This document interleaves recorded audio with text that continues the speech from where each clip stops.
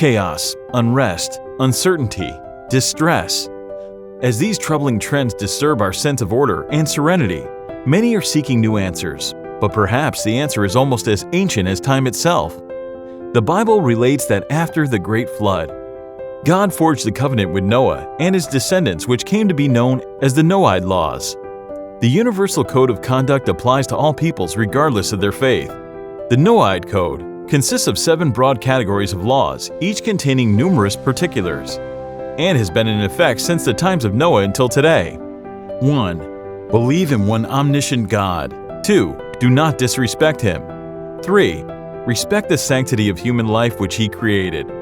4. Respect sexual limits and boundaries. 5. Do not steal. 6. Avoid cruelty to animals. 7. Establish just laws and courts to uphold them. These timeless laws were embraced by the founding fathers of our great nation. In fact, America may rightly be described as the first nation that was explicitly founded on the 7 biblical Noahide laws.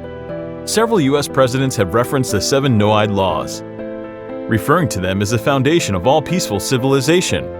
In March 1991, Congress officially recognized the Noahide laws in legislation, saying that the United States of America was founded upon the 7 universal laws of Noah. And these laws have been the bedrock of society from the dawn of civilization. In proclaiming National Day of Reflection on March 3, 1982, President Ronald Reagan stated, "It is appropriate that Americans pause to reflect upon the ancient ethical principles and moral values which are the foundation of our character as a nation." The 7 Noahide laws, a moral code for all of us regardless of religious faith.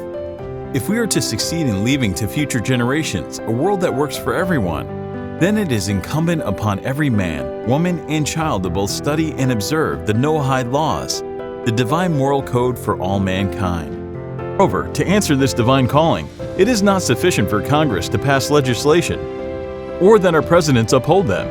As parents and educators, let's seek to instill these moral values directly to coming generations by personal example in deed and word. May our efforts to heed the Noahide laws elicit blessing from above, and may there be peace upon the land.